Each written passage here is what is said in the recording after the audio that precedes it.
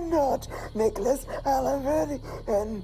I do not know how to make this clear. There's a chance one of the sexual assault cases in Utah involving Alahverdian could be settled today. For years, a man lived under a false identity, evading the law, faking his death, and even assuming an entirely new persona.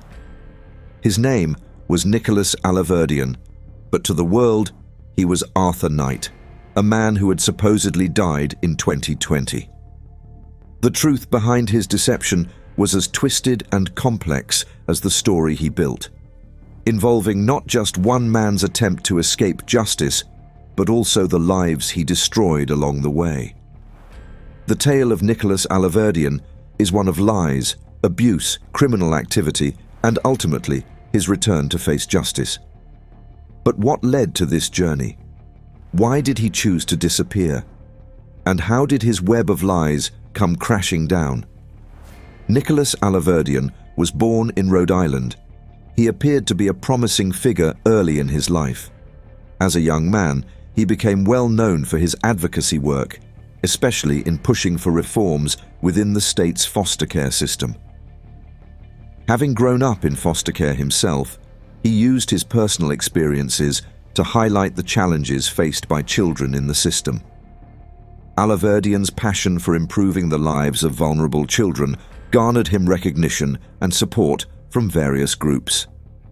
To the public, Alahverdian appeared to be a dedicated crusader for justice, someone who was making a difference in the lives of those who needed help the most.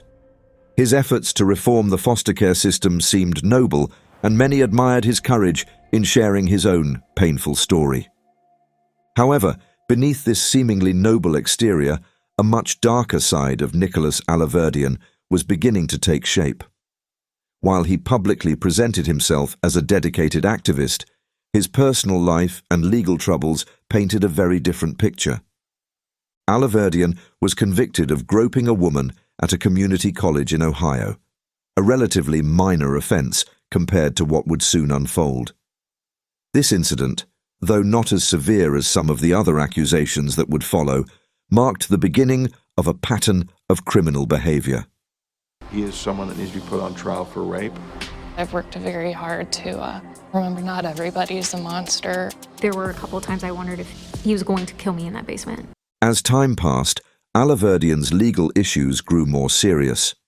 He faced multiple allegations of fraud, with reports suggesting that he had engaged in deceptive practices involving credit cards and other financial schemes. Nick was being sought by the FBI for fraud. These acts of dishonesty hinted at a troubling trend. Alahverdian seemed to be developing a pattern of manipulation, one that would eventually extend into even more serious and damaging criminal activity. While Alahverdian's public persona as a children's rights advocate remained intact, the truth of his personal life was far more complicated. Beneath his public image, he was marked by deceit and manipulation, and his criminal history began to pile up over the years. There was this dark side that no one took a close look at because the other side was so promising. You know what? Kids are more important.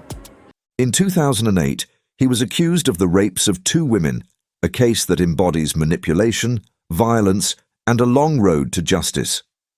It was the spring of 2008 when Sarah Mitchell, a 22-year-old university student, first met Nicholas Alahverdian. She had recently moved to Salt Lake City, Utah, and was eager to start a new life. Sarah was vibrant, with a promising future ahead of her. She met Alahverdian through a mutual acquaintance at a social event. He presented himself as a well-educated, well-spoken individual, passionate about social justice and political reform. At the time, Sarah was in need of support, both emotionally and financially, as she was struggling to balance her studies with part-time work. Alahverdian seemed like a perfect ally. They started communicating more frequently. At first, their conversations were light-hearted and friendly. Alahverdian offered advice about career prospects, shared his thoughts on societal change, and listened attentively to Sarah's personal struggles. He appeared caring, even protective, which drew Sarah in. What Sarah didn't know at the time was that Alahverdian was a skilled manipulator, someone who knew how to gain trust only to betray it later. There are 5 or 6 women who alleged that he had assaulted them. It wasn't long before Alahverdian invited Sarah to his apartment for a quiet evening of conversation. He assured her that it would just be a casual meeting. Sarah trusted him as a friend and agreed. She arrived at his apartment one evening, thinking nothing of it. However, the situation quickly turned dark. After offering her a drink, Sarah began to feel dizzy and disoriented. She later described feeling almost trapped in her own body. Her limbs were heavy and unresponsive. Knowing she was losing control, Alahverdian took advantage of her weakened state. He forced himself on her, despite her attempts to resist. It was only after the assault, when she was finally able to regain enough strength to flee, and she realized what had happened. Sarah spent weeks in denial, struggling to process the violation she had experienced. Authorities there say new DNA tests confirmed his identity and the link to 2 rape cases. Alahverdian had already started spreading rumors about their interactions, claiming that they had engaged in consensual sex, further complicating Sarah's ability to speak out. It took her months to gather the courage to go to the police, but when she did, she was met with skepticism. The police didn't seem to take her claims seriously at first, given that she hadn't reported the assault immediately. And Alahverdian's status as a local advocate and public figure made the situation even more challenging. Though the police took a report, they had no solid evidence to back up her allegations, and the case quickly stagnated. Did you sexually assault anyone? Did you kidnap anyone? Did you defraud anyone? What? No. On the other hand, the second victim, named Jessica Reynolds, was 24 when she met Nicholas Alahverdian later in 2008. Like Sarah, she was an ambitious young woman who had recently moved to Salt Lake City. She also had faced challenges in her personal life, grappling with family issues and a sense of isolation. Alahverdian's charm and seemingly caring nature again drew her in. He quickly gained her trust, offering her support and guidance just as he had with Sarah. One evening, Jessica met Alahverdian at a local cafe. They sat and talked for hours, discussing everything from politics to personal aspirations. Jessica felt a sense of friendship with him, as though she had finally found someone who understood her struggles. But this trust would soon be shattered. Alahverdian invited her to his apartment, claiming he had a new book to recommend and that they could continue their conversation in private. Feeling comfortable and secure in his presence, Jessica agreed. This time, however, things escalated much faster. Upon arriving at his apartment, Alahverdian again offered her a drink, which she accepted without hesitation. Almost immediately, she began to feel lightheaded, her thoughts growing fuzzy. She couldn't concentrate, her body starting to betray her as she struggled to stay alert. Before she could make sense of what was happening, Alahverdian attacked her, using the same tactic he had employed with Sarah. He had drugged her, rendering her vulnerable to his assault. Jessica fought back, but it was in vain. Alahverdian was much stronger than she had anticipated, and her physical state made it impossible for her to escape. He raped her, and once again, the aftermath was one of complete devastation. Jessica was left in a haze, barely able to comprehend what had happened. Much like Sarah, Jessica struggled with the idea of reporting the crime. She feared that no one would believe her, especially considering Alahverdian's standing in the community. But eventually, she found the courage to tell someone about the assault. By then, the case had already grown cold, and her report was met with the same lack of urgency that Sarah had faced. The police failed to connect the dots between Jessica's assault and Sarah's earlier case, and Alahverdian remained free to continue his manipulations. For years, the assaults were left unresolved. Sarah and Jessica both moved on with their lives, though they carried the weight of their experiences with them. Neither woman knew about the other's assault, and Alahverdian's ability to avoid detection allowed him to carry on without consequence. His name was not on anyone's radar in relation to these crimes. An international fugitive wanted on a rape charge in Utah under that name, but also known as Nicholas Alahverdian in Rhode Island. As the years passed, Nicholas Alahverdian skillfully manipulated the system to evade justice. He moved from state to state, constantly changing identities and leaving behind a trail of deceit.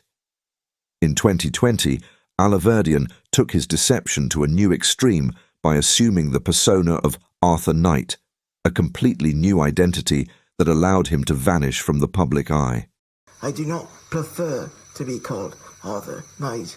I am Arthur Knight. But U.S. and Scottish authorities say that is an elaborate lie, and he is actually Nicholas Rossi. To further cement this new life, he faked his own death, staging an elaborate story in which he allegedly died from late-stage non-Hodgkin lymphoma. It is a type of cancer that starts in the lymph nodes or other parts of the immune system where white blood cells grow abnormally. An obituary was published, and the world believed him to be gone, leaving his past behind. With his fake death, Alahverdian thought he had successfully escaped the charges against him, including the serious rape allegations. Under his new identity, he relocated to the United Kingdom and continued to live under the radar, evading detection for several years. We were once a normal family, but thanks to the media, our lives have been interrupted. And we'd like privacy, and I would like to go back to being a normal husband. He even gave interviews, claiming he had been framed and had never been to the United States. However, his web of lies eventually began to unravel. Are you Nicholas Rossi? No. Are you Nicholas Alahverdian? Absolutely not. Are you Nicholas Brown? Yes. But while he was running from justice, the DNA evidence collected from the two assaults in 2008 remained in the file. It wasn't until 2021 that law enforcement finally connected Alahverdian to the 2008 rapes. As part of an ongoing investigation into his fraudulent activities, police re-examined old cases that had gone cold. The DNA evidence that had been collected at the crime scenes was reanalyzed using advanced forensic techniques, and the results were clear. Alahverdian's DNA was a match. The confirmation was a moment of triumph for Sarah and Jessica, who had long struggled with the uncertainty of their cases. The evidence finally gave them the proof they had been searching for, and in turn, it gave them the courage to come forward again. The long wait for justice was finally over. In 2021, Alahverdian, under the alias Arthur Knight, was arrested in Scotland after being on the run for years. Law enforcement had been tracking his movements for some time, and once he was apprehended, it didn't take long to uncover his true identity. Nicholas Alahverdian finally faced the consequences of his crimes. In 2024, after a lengthy legal battle, Alahverdian was extradited to the United States to face charges for the rapes of Sarah Mitchell and Jessica Reynolds. You say you've never been to the United States? Never in my life. They claimed in court you were identified from tattoos. That is not true. His ability to manipulate the system for so long had finally run out, and the justice that had been delayed for so many years was now within reach. For Alahverdian, the trial was a fight to maintain his innocence. He continued to deny the charges, despite the overwhelming evidence against him. His defense team tried to cast doubt on the DNA evidence, but it was clear that the evidence would play a pivotal role in securing a conviction. His trial is currently ongoing, with the DNA evidence linking him directly to the crimes playing a crucial role in the prosecution's case. By the evidence of fingerprint, photographic and tattoo evidence that Mr. Knight is indeed Nicholas Rossi. The victims are expected to testify, and Alahverdian continues to deny the charges despite the overwhelming evidence against him. A verdict is anticipated in the coming months as justice, long delayed, finally moves within reach.